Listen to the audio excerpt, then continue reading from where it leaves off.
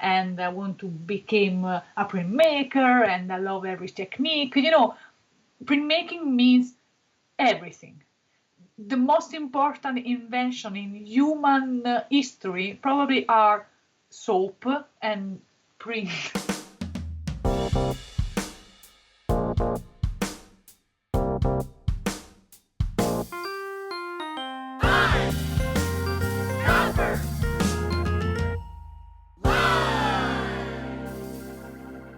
Hello, print friends, and welcome to the 75th episode of Pine Copper Lime, the internet's #1 printmaking podcast. I'm your host, Miranda Metcalf. I release weekly podcasts with people in the print world who are doing something a bit beyond the expected. So please subscribe on your podcast listening app of choice. You can also find Pine Copper Lime on Instagram and Facebook, and you can sign up for our monthly newsletter with print news from around the world, all at pinecopperlime.com. We also have a Patreon page where supporters can join up at tiers starting at just $1 a month, and they help us bring you printmaking content every week. You can also get thank yous like stickers and totes, so if that sounds like something you're interested in, you can check out the link in the show notes. It's also fine if you don't want to know more about that, because times are tough, and if you just want to listen to the show and enjoy what you hear, we want you to do just that. Hey print friends, we have merch, printmaking jokes, the Pine Copper Lime logo, and now, by popular demand, a Shun the Non-Believers design, with 2 sexy new looks for your viewing pleasure. Check it out, there's a link in the show notes. And one more quick bit of housekeeping, we are archiving past Pine Copper Lime episodes on YouTube for easy listening, closed captioning, and sharing with people who are confused and suspicious at this whole podcast thing. Printmaking forever, shun the non-believers. This episode of Pine Copper Lime is brought to you by Speedball Art Products, who've been offering a diverse range of high-quality products to your creative practice since 1997. If you've been following along on their Instagram, and we really do recommend that you do, you've no doubt seen the newest initiative that they're offering in the print world, Speedball's Print Posse. Working with many of our close friends here from PCL, including Killjoy, Martin Mazzora, and John Hancock of the Amazing Hancock Brothers. Not to mention Dear Jerk, who, spoiler alert, we'll be releasing an interview with soon. They have created a brand new line of custom inks to push your practice even further. Head on over to the Speedball Print Posse shop at speedballart.com to find where you can pick up a can of your new favorite color. There's a link in the show notes. My guest this week is Roberta Feoli, a Venice-based printmaker and print educator known for her dedication to non-toxic methods. We'll talk about how she came to printmaking through the love of technique, her printmaking travels in the before-fore time when we could actually travel for printmaking, the importance of printmaking press in the history of human communications, and getting witchy in the studio. So, without further ado, sit back, relax, and prepare to say ciao with Roberta Feoli. Ciao, Roberta. How's it going? Hi, Miranda. Everything like okay. Yeah. Like something good. I feel like we're living in a time where that seemingly simple question has so much weight. If you want to ask me something more specific about physics and chemic and mathematical problematic in the universe, probably going to be simple. Yeah. Let's see how is going now the situation. Yeah. Exactly. And then I'm thinking about it too, because it's, we record and then they get released a few weeks after, and I'm like, and that answer will probably be totally different by the time the podcast comes out. But yeah, totally. Well, before we kind of dive into talking a bit more about specifics and where you are and why how's it going is a complicated question, would you please tell people who are listening just who you are and where you're located and what you do in the print world? I am Roberta Feoli. I am the print shop manager of Scuola Internazionale di Grafica in Venice. I definitive myself as an artisan, first of all, because for me it's so important the practical part of the work. Artisan in the most old style way, because I know how to do something with my hand. Second, I'm a professor because I teach. I love to teach to students. I have different kind of class.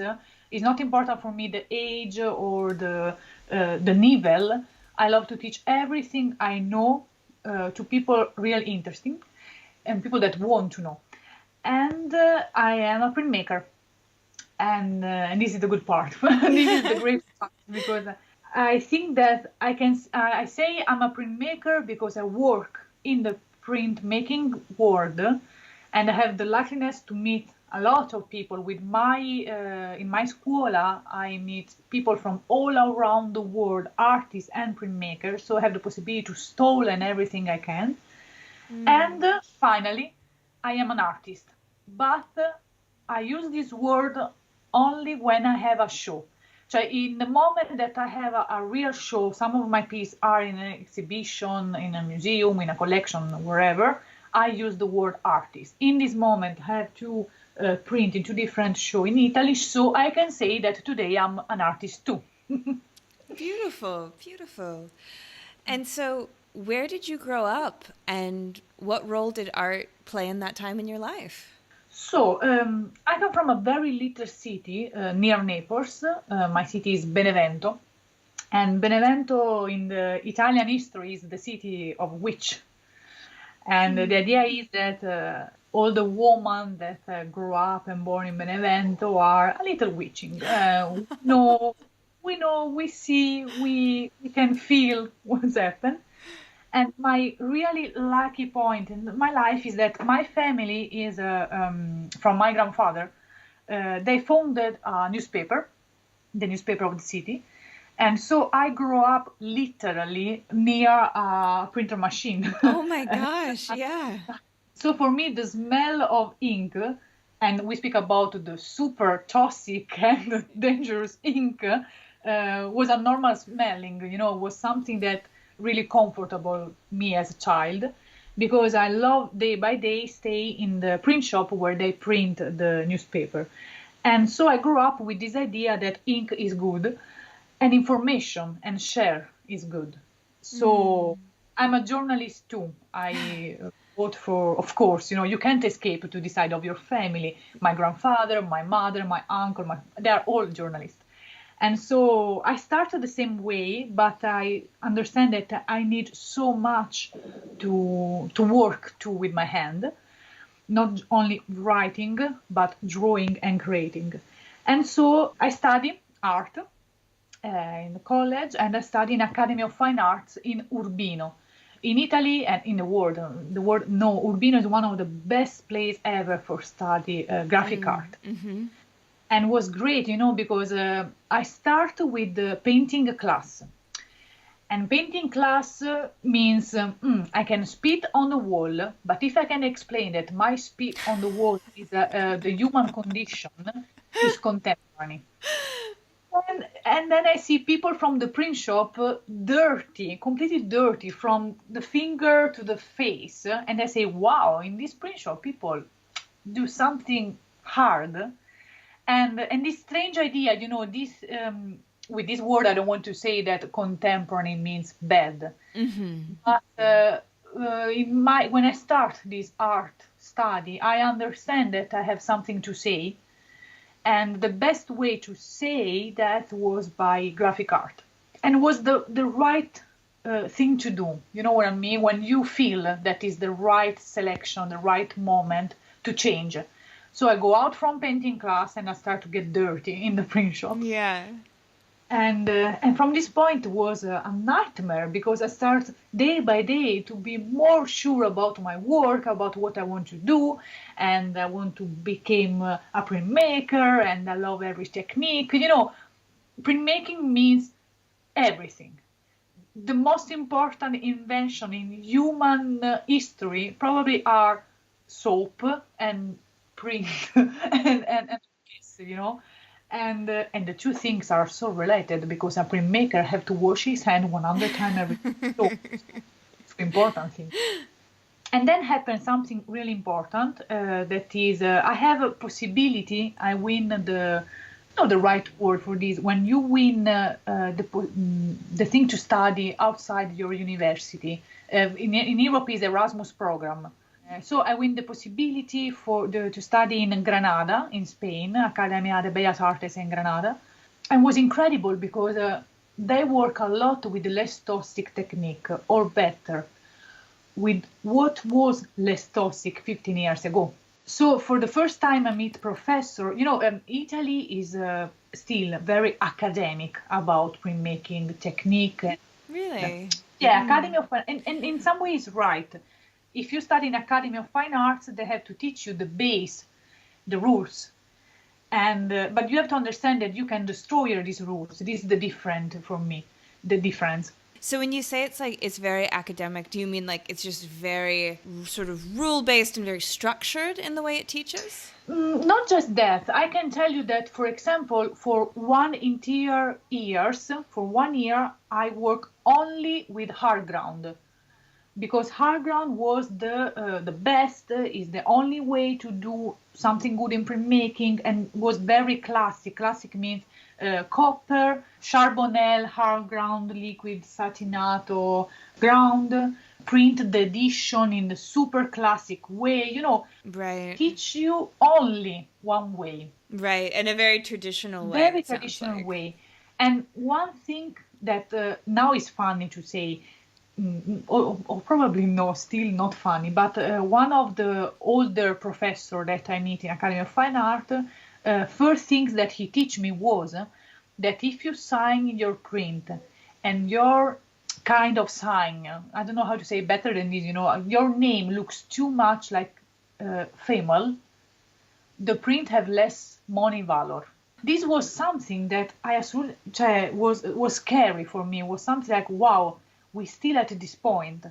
And then I understand, because I have friend in Academy of Fine Arts that signs the print with a little star on top of the E, or, not female, but infantile. I don't know how to say infantile. Like a child. Gotcha. Like maybe sort of like just playful and, yeah, a little immature. But in real, he wanted to teach me was more like this. But the word that he used was so shameless, was so horrible word for explain the problem, we can say. But in some way I feel that still, for example, this idea making means an hard work for hard men. And then in my class I have only girls. So, this Yeah. this is the incredible thing. And personally, I hate when people tell me, but printmaking's like cook. It's like that you put your ingredients and you prepare your special cake that in real is a print. This is a way to say that one of the most ancient and important technique in the history of humanity is like something more. No, printmaking is printmaking. Cooking is another kind of art for me, my personal idea. So I don't like when people share these kind of things. Printmaking is printmaking. It's a hard work, and it's a hard work for every person want to work hard. You know what I mean? So yes, all this became part of my personal printmaking style in real. And all this step by step helped me to arrive to Scuola Internazionale di Grafica in Venice. Yeah, so you went and you studied in Spain for a little while. Did that help you kind of learn to break some of the rules you learned in this academic style of teaching in Italy? Yeah, it was like that I discovered that was academic. If you don't see different, if you don't see something new, that what you do is the right way. And then in Spain, they use, something very simple. Now it's normal. But 15 years ago, the plate for lithography, but not the stone, the plate with crayon and all the other kind of work, but with less toxic ink. Just the concept of less toxic ink was something that completely blew up my mind. It was like, wow, because ink are toxic. The thing is, the less information, we don't have so much information about the materials that we use in the print shop.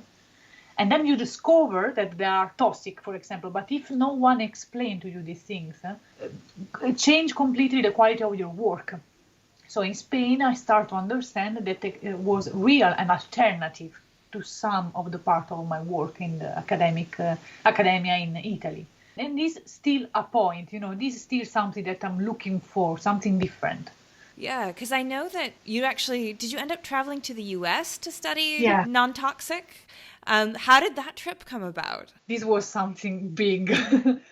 Sometimes in life you have the sensation that you are rising a good point. You arise to something that you don't expect. And my travel to USA was exactly that. Like what I tell you, at school I have the opportunity to meet a lot of printmakers from all around the world. And I meet people that are not only just fantastic artists, but great humans. Yeah. And this is something hard. It's like a fantastic artist is not forced to be a good professor.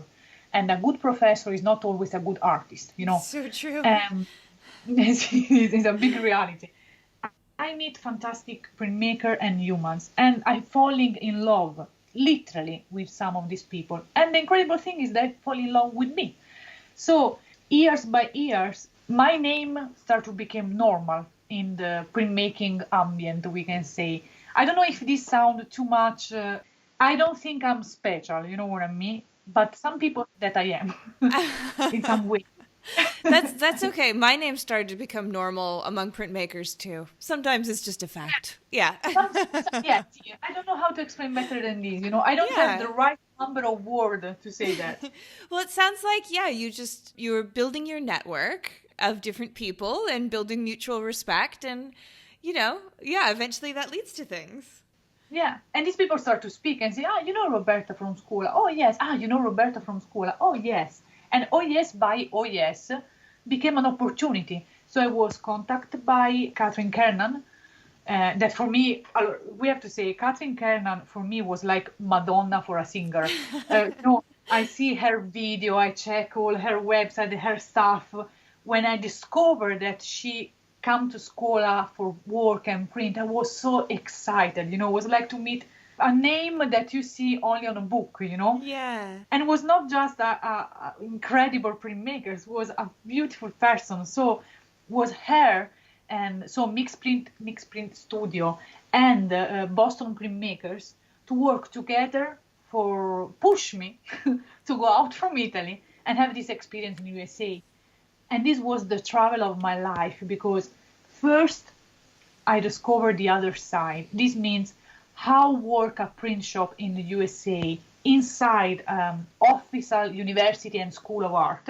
Was it really quite different than what you'd learned before? Giant different. Really? In what way? First, the specialization. In which way? I meet people that are specific, like this fantastic professor is the best one in the world for woodcut, but only with woodcut. So the best one in one technique, so can show that. And this for me was surprising, because I always try to teach and know everything as possible, and interesting for me too, about different technique. I love the idea that some people are the best one in one way. And the print shop in the different university and school where I went are incredible. They are giant place with a lot of press. And some of these are built for the print shop or buy exactly for the print shop. In Italy, we still, and it's okay, with this idea of the ancient machine, ancient press, and I think these two, they have a soul. So you want an old machine, you want something that was really used. Yeah. And in USA, I found something new and ready to be used, like Virgin Press. I mean, I feel like this is sounding a little witchy, like getting in touch with your roots. You're communing with your presses. You have to see how trad my baby press here. It doesn't have a name, of course. I am a little like that. But it was interesting to see all these press together, ready to be used. And the other thing was the respect for Europe. A printmaker in USA know exactly that is lucky if can come to Europe and study, and then come back to USA and teach and discover something new. in Europe, sometimes we don't understand how lucky we are to have all this history in our blood. Everywhere. I work in Venice, so everywhere in Venice I can smell real ancient history. Yeah. But ancient means that the water that have around each wall and each little piece of stone have a personal history. In USA, I speak about this my experience. Everything for my eyes is more new. You know what I mean? New. Of course, The building are 200 years old, and for me it's nothing. 200 years. You know what I mean? Because probably the place where I work exists from 400 years. You know what I mean? Yeah. It's a question of different time. And I really feel the respect for this time, more from the USA side than from people that normally work in an ancient print shop in Venice, you know? I mean, I could see that because it's what you know. When I went to Italy in my postgrad to study for some time, just being somewhere, like walking on an old Roman road, like the idea that like these stones, these are the same stones, which is like, it's just for Italy. It's just, I'm going down to get my tomatoes, like I'm not, but for me, it was like, it was so intense. And so it's difficult to, to see the water that you swim in. And so I can imagine that, like going, and of course being in Boston, which is like, that's like one of our old cities, Roberta. Yes. Like that is like old for the US, or at least the colonial history of the US. And and so, and then compared to Italy, it's very different. And, people react very strongly to being around that kind of history. But respect. So I really feel the respect for everything I say have a different weight, have a different kind of effect in the USA. And I really love that. People really respect my work as a printmaker, as a print shop manager and an artist. I don't want to say that in Italy and Europe is not like that, of course, but people really want to know what I have to say. This interview, this podcast is the same, For me, it's interesting that more people from outside Italy wrote about my experience in USA than Italian newspaper. I really feel respected in my USA travel. All the people around me really want to enjoy their time and their knowledge with me. And for example, this possibility to study at Zeamai's printmaking studio, girl, this was a big dream. I was like, whoa, really? I can go inside this place? I can stay here? I can wake up 2 in the night and go in the print shop in my studio as a resident artist and do something. And I have the luckiness that Liz Chelfin, she was with me. She teach to me, because she's the kind of person that I want to be in some way, because she really share everything. Everything means everything. And in printmaking world, sometimes, a lot of times, I listen something like, but this is a secret. Right. Like, the master do these things with this technique, but how he do it is a secret. Why? The secret die with the master. Yeah. Or it's like, for me, it's crazy. Hard ground liquid, charbonnel, all this, the hard ground work. And they have these ingredients, but one is secret. What means? Why? What means? Probably because it's fat from a pig, so something from we don't want to say that. Yeah, it's foie gras or something that's like it's veal. It's some sort of torture from an animal. Sure, 100%. And so I meet people that really want to tell me something, really want to listen to me. And Liz Chelfin tell me everything about the alternative that printmaking offer, and alternative that she research, because it's not a question only about different kind of printmaking. It's a question of who research this different. And Zeamai's printmaking studio do that. They do that. They really analyze what they do. and I really want to share this condition. Otherwise, if you think a print shop, a classic print shop, is most dangerous for a woman than a man.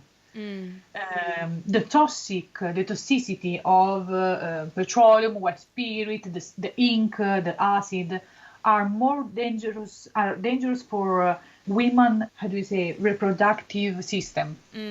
This is something that no one say and no one explain, and this was another good reason to understand the problem and try to check some alternative.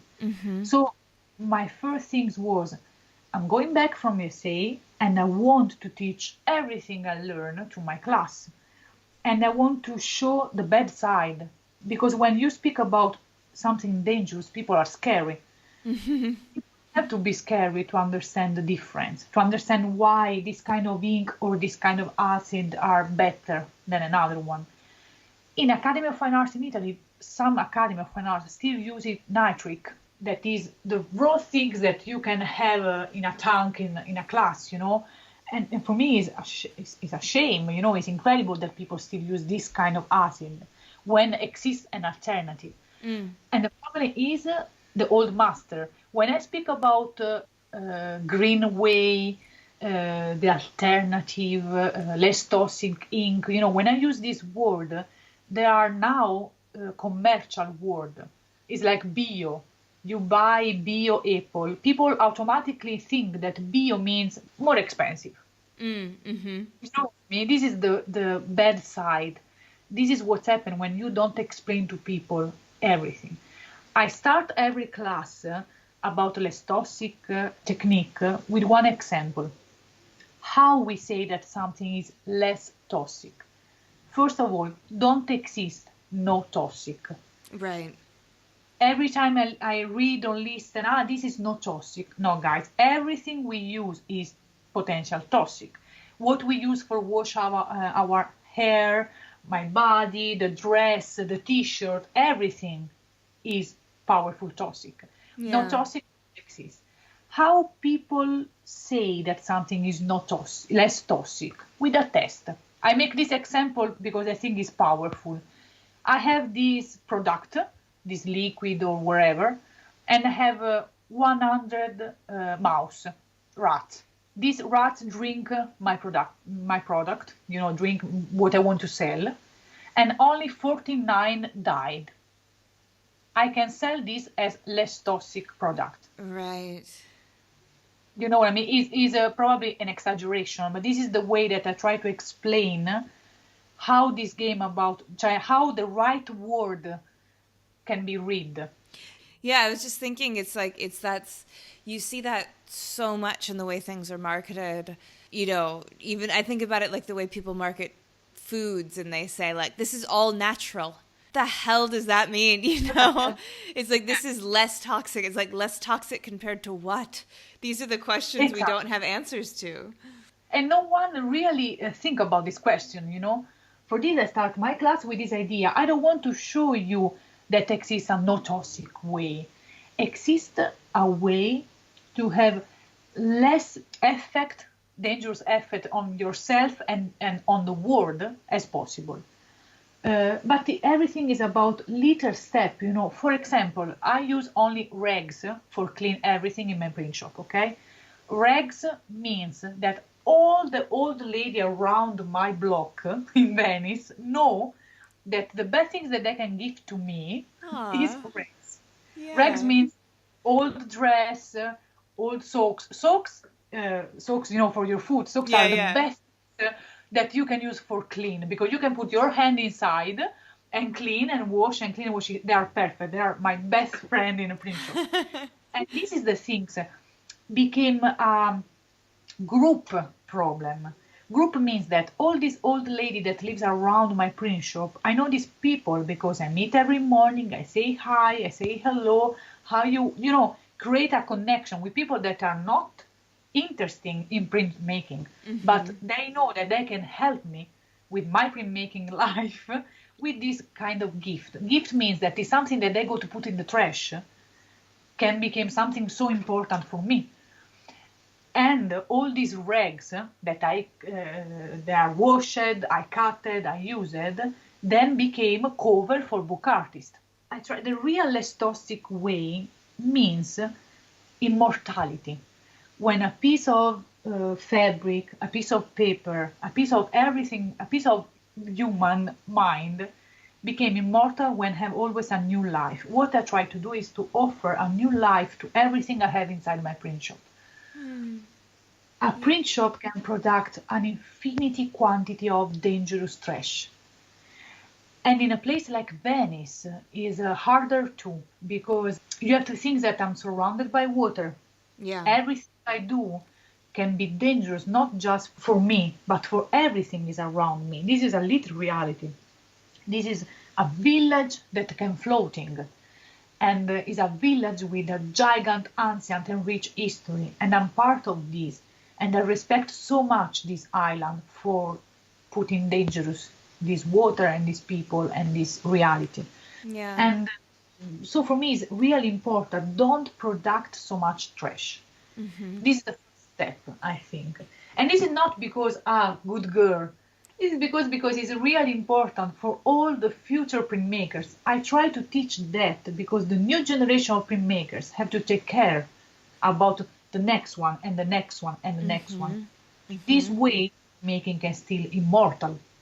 And so, how long have you been the shop manager? And it's, I was just about to attempt to say it, but as X, when we were off air, I have been studying Thai for weeks and trying to get my mouth back around, like, Western pronunciation has been a thing, but I said I can give it a go with. So how long have you been a shop manager at Scuola Internazionale Grafica?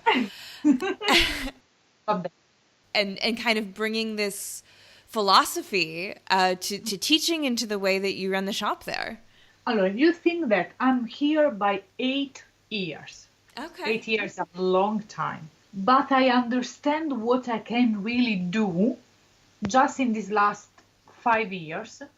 Because when I started to work here, I was a young, 25, pretty girl that arrived from study outside, study in Spain. And when I start to work here, I have the luckiness that the founder of Scuola Internazionale di Grafica, Matilde Dolcetti, she's a powerful woman, an incredible printmaker, and an eternal child. Eternal child in a way that she's so curious.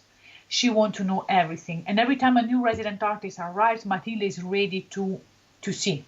She don't want to teach, she wants to learn. And Matilde is 85 years old now. You know what I mean? And she still learn everything she can. So if you're, we can say master, if the person that you select for be an example for you is a person like Matilde Dolcetti, you are already lucky, you know? Yeah. Luckiness to meet her. And I always say I start to have a matildite, like a sickness. There are hard time to say something like sickness, but I have a matildite, like Matilde, because I start to do what she do. Yeah. So take care of the print shop as possible, you know, and check everything. And everything have to be in the right way, in the right place, and clean, and, you know, became like an infirmity. And so I start to see how much she want to know. And I start to understand that the best way to be a good print shop manager is understand what people want and what you really want. When I start, I repeat, I was 25 years old. 24 in real.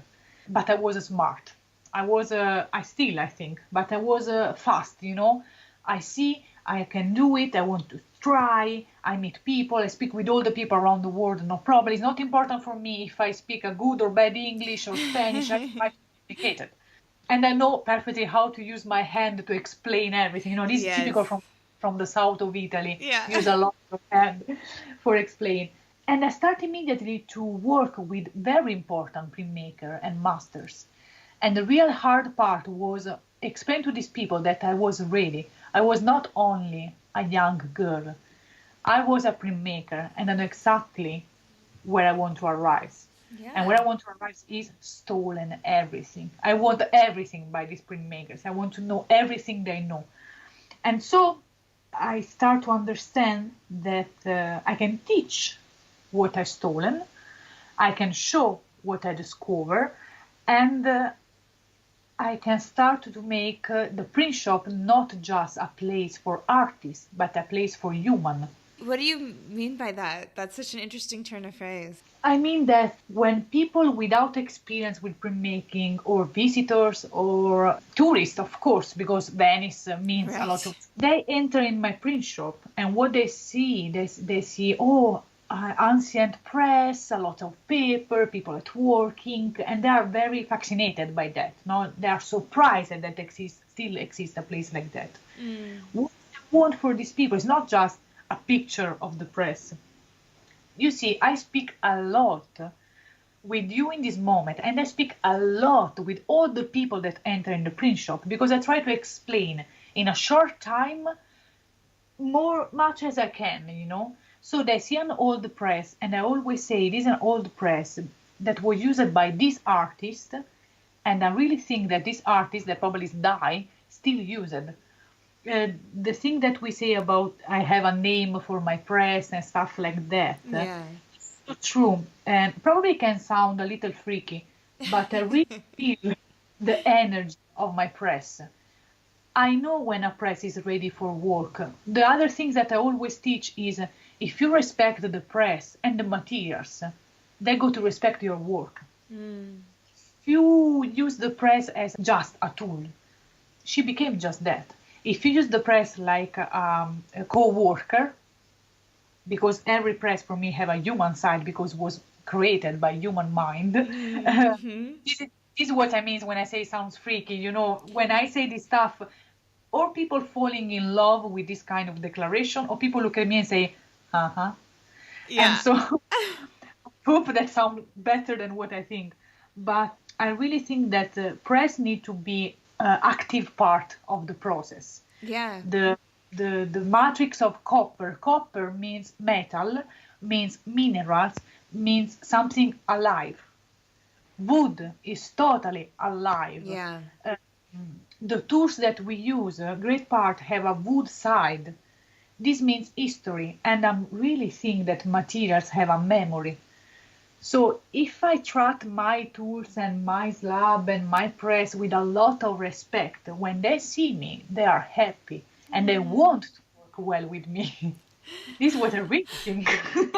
I love it so much, and I think that it's something that some people just kind of do intuitively. And then I also know that, you know, there's all kinds of theory about new materialism, you know, taking place in academic circles, which is talking about objects and tools as collaborators in a really, you know, sort of theoretical, philosophical way as well. But I also just love you being someone who grew up surrounded by printing presses in, you know, in a small town. Like you, it sounds like it just comes to you as a part of the natural way that you see the world. It's beautiful. Yeah. So, you know, I understand this stuff just when I speak about, and I speak about with a person that can understand the same, you know, because I repeat, it can sound forced, can sound like a show. When I explain this stuff, it sounds fake, but this is exactly what I say in my class, you know what I mean? For this, I tell you, some people look at me like, okay, and some people look at me like, wow, yes, it's true. Because it's true. And I think that when you understand it, you know exactly how we speak about. I know, exactly what you're saying. And I feel like it's like either you do or you don't, you know, and that's fine. Yeah. Totally. For example, every time I show how to put paper in water, no, I always say this kind of thing like, okay, now we take this piece of paper and we put the paper completely under water, no? And then this go out, and I always say we have to waiting that the piece of paper stop crying, because what you go to do if people put you with your head down the water, forced and wherever, you know, minimum when you go out you cry. So we're waiting that the paper stop with a drop of water, no? And then we help the paper and we dry the paper. You know, I always speak like as a baby or something like that, because immediately people understand what I mean. is different. I have seen people that for dry the paper, they put a towel on top and start to smash with the hand, bam, bam, bam. And I always say, if I smash you in the face, you go to say, thank you, Roberta, or you go to, punch me. The paper, the same. If you punch the paper, she don't go to offer to you a good print. She go to look at you from the press and say, haha, what you want? Yeah. I repeat all these things. So this is the other step in the print shop with Roberta. Learn how to respectfully the materials, Yes. And I have always the same materials around here. I can feel when a printmaker is in a good mood or not. Sometimes you want to print because you don't have time, because you have to go faster, because wherever. I always say, if you are in this mood, don't print. Don't print. If you don't have time, I have just 1 hour, I have to print an edition, don't do it. Because you're faster way and you're nervous and your blood runs so fast, the press feel every drop of your blood and feel everything. So if you are under pressure, think a press under pressure. It's terrible, it's too much for the press. Yeah. She have already pressure. So this is the other point about my print shop. And so you said you've been there for 8 years. What's the history of the institution? When was it founded, and how did you actually sort of end up there on your journey? The scuola, I think, was born around the 1969, in Venice. Because Matilde Dolcetti, the founder, she comes from a really important Venetian family. So she have the money and time. I can be very rude about that. Money and time to travel and meet printmaker, from all the famous printmaker and all the people that she want to meet. She can do it, and she goes straight to the person. So she learned for years, and when she have a very good quantity of knowledge, she come back to Venice, and she decided that was the right moment to create a space for artists and people interested to artists. Venice, from all her history, an art place. Yes. But not just because people make art in Venice. Venice is a piece of art. Yeah. So simple to falling in love.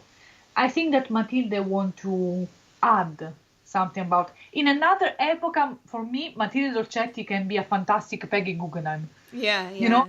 Very similar, the kind of work. And first of all, she is a printmaker and a watercolorist. And so she knows exactly what she wanted, because she dreamed what kind of professor, master I want to meet in my life. Okay, I want to create a place where I can offer the same kind of possibility to other people. So the school start with a print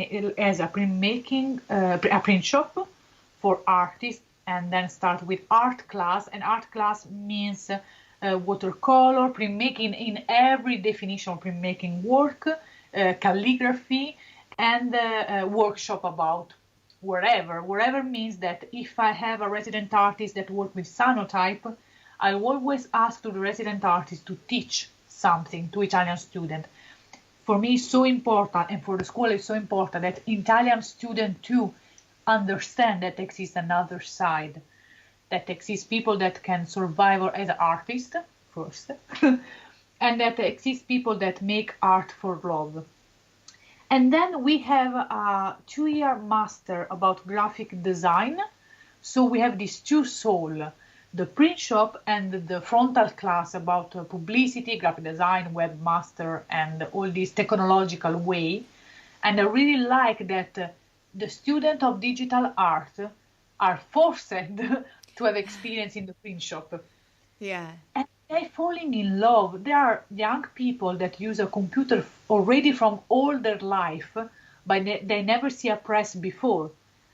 So, they enter in the print shop very respectful, and they discover the ink, and they are forced to, for example, engraving and work with woodcut, because you can't invent a logo if you don't see a press print a piece of wood. You can't think about a font if you don't have a calligraphy experience, So these two souls of the school are still work together. And then, of course, we have the resident artist experience. Resident artist means that I select the scuola and me, not just me, of course, but we select artists by their proposal for a project and a curriculum vitae, and how they want to live Venice, because for me it's so important that they are connected with the place. If you want just to work in a print shop and print your stuff and stay stretched to this work, and you don't want to enjoy the community, for me is a problem. Yeah. Because I need a community. A print shop survivor, if have always new blood. New blood means that new people have to come, and people that falling in love for the print shop have to come back. Yeah, and like when they go home, like to spread the word. I mean, that's the lifeblood of a print shop, of an artist residency, that people can go out and like talk passionately about what they experienced. For me, it's a goal. For me, I arrive to the point where I want to arrive if my resident artists have an exhibition all together. If people come back the next summer in the same moment for stay together again, when some friendship became work relation, you know, this means that the print shop is the right work, is the right place, because it's not simple to have a community that can work together. Of course, artists means very different people from all around the world with different personal history. My work, my job, and I love it, is cry and cry and cry in front of the magnificent change of these people. This means that an artist arrives. I am an aquatint master. Okay, in my print shop, as you can read on the website, I don't work with colophonia for aquatint, the one of the toxic things in the world. And I really fight for don't have more colophonia in my print shop. People go mad. If you work with colophonia all your life, it's hard, don't do it. My goal is if you can change your mind. But not change like this is better, this is worse.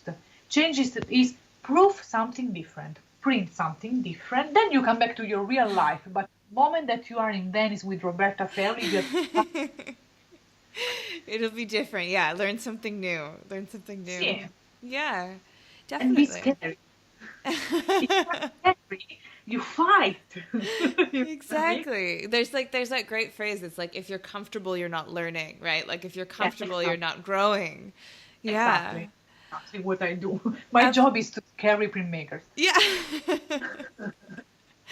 And what about your own personal practice? Because you said, you are an artist when you have an exhibition up and, you're showing work currently. So what is that like? What do you address? What's your medium of choice? What's your practice like? Like what I say, I come from the city of witch. Mm-hmm.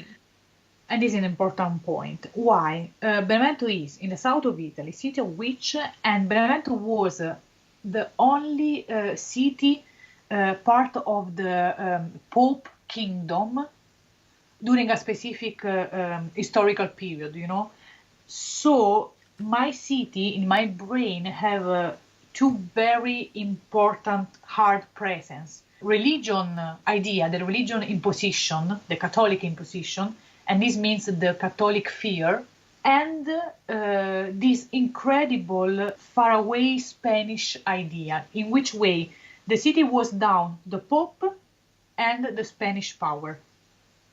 The fear that we have are so related and similar to the Central America community. In which way? In my dialect, we use some word that sound very Spanish.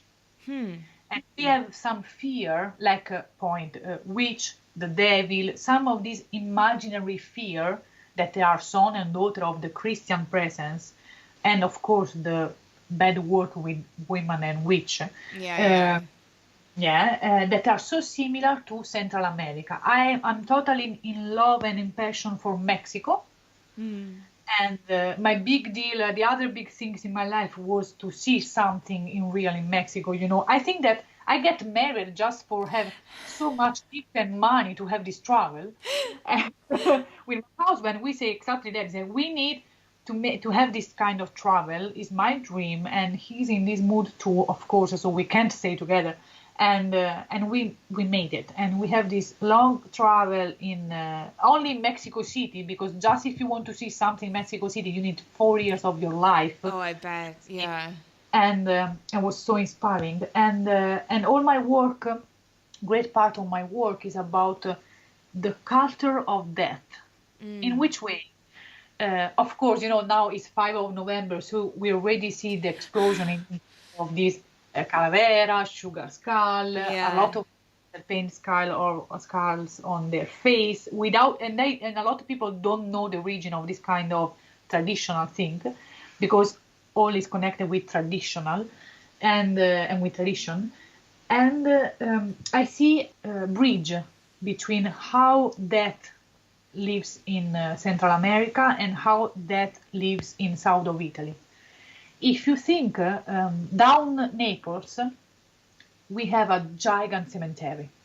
Down Naples is famous, Napoli Sotterranea, because you can go and see all these skulls that are collected down Naples. And it's interesting because during the Second World War, who was in the city? So the women, because all the men go to the war, the women start a new kind of cult. They don't go to pray in the church. Women start to go down Naples and pray to the skulls. The legend wanted that every woman have a skulls that she take care and clean the skulls and wrote pray on the skulls, and pray for their in the war. Yeah. This is a legend that not so much people know, and not so much people speak about. And this cult became so dangerous for the church, at the point that the church asked to the government to close down Naples. They want more people in the church, not in a secret. Yeah, not praying to skulls. Yeah. Yeah.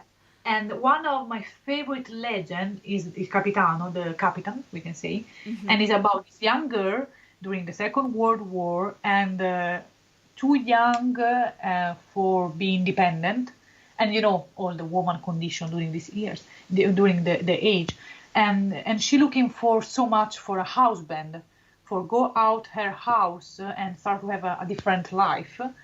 But during the war, it was hard to find a husband. So she started to pray this skull, that was the skull of a Spanish captain, and she started to ask for a husband, and she wanted a husband, this kind of legend. And at the end, she found a very good boy, and the day that they get married, during the ceremony in the church, at some point, enter in the church this man, dressed as a Spanish captain, and he go directly to the bride, and he want to kiss her, and the husband was not happy, so he punched in the face this poor and the person go away. Days after, the girls go to the skulls to say thank you because she get married, and when she arrives to her skulls, she see that the skulls have black signs around the eyes. So the Capitan that go to the church, of course, was the ghost of these skulls that she prayed. This kind of legend. Yeah, like he'd fallen in love with her. Like, yeah. At the same time, oh my gosh. Yeah. If you search in internet, probably you can read a better way version than what I say, but these kind of legends are the fundamental of what happened after, is a condition, is a generation by generation traditional history that are very similar to the Central America way. So all my work is about put together these two worlds, because for me they are perfect connected. I work a lot with hard ground because I'm very graphic and very figurative. I need people in my work. And a great part of my work is about procession. So I made procession. So I made all long line people that walk all together in one direction. And what I always say is that, and work on, is that the start at the end of this line is always the death. So, because day by day we just go to die, but we have to start to think that we go to die in which way, and I speak a lot about immortality, because another kind of what I drawing and what I work on and print is about very happy family moment, but with people already with the scars on their face. For me, when you have the scars, you are already immortal. You know, these kind of things, you never die if people still think about you. This is a big truth. This is a big, fantastic, giant truth. And the grandmother, your grandmother, you know, this kind of thing teach you this in some way. And all my work is about to remember. You know, I don't do nothing special. If you think the most representative things in the history of art, the things that you see more are Jesus Christ and the skulls. They are the two images, and they are connected because normally Jesus Christ is always represented on the cross, and on near his foot you can see the Adam skulls, the first man skulls. Yeah, it's the skull that's like at the base of the cross that he's on. Yeah, exactly. Yeah, exactly. yeah. I know what you're talking about. The most representative things in the history of art. So I don't do nothing new, you know. I just do the tradition. But I really enjoy to take care of these people of my imagination, their procession, their travel to the death, and their comeback from the death. And I think it's important, this connection with Central America. I really feel that I have a connection with this side. For example, in Venice, every year we means me and a little community of people from Mexico organize the Altare de los Muertos. This year is online, of course. Exactly today, they go to show online the print that I made for this Altar de los Muertos of this year. And the thematic, because we have a theme every year, is Los Abuelos, the grandfathers and the grandfather and grandmother. Because, you know, with all these situation in the world that we live, the old people are in dangers, no? Yeah. And officially, we can say at the moment the older are the most dangerous kind of person. Yeah. And so Altar de los Muertos of this year is dedicated to Los Abuelos. So I just print and I make a little video for the online version of the altar, printing this image where a woman and a man, that they are my grandmother and my grandfather from an old picture. So they are dressed like elegant, you know. My grandfather have a jacket, my grandmother have a very fancy hat, and together, and they have a skulls. They are the skull of my grandfather and my grandmother, but they are together. They're still together, and they are automatically immortal if I still print something about their history, you know. So this is what I do as an artist, we can say. Yeah. That's beautiful. So as we're kind of coming up to like our hour recording mark here, I want to make sure that people get a chance to know where to find you and where to follow you, and, you know, hopefully in the next few months, maybe years, a chance to come visit you in your shop. Absolutely, yeah. So you can find something about me. But, well, the new way is to have Instagram. The new way is already old now. But of course, in Instagram you can see something about my work. I'm Roberta Feoli de Lucia. I use my mother's surname too as an artist, because that is great. The possibility to use a father and mother surname, I think, is the right way to do it. And so it's Roberta Feoli de Lucia. And in Facebook, I have a page on about my work as print shop manager and artist, always Roberta Feoli de Lucia.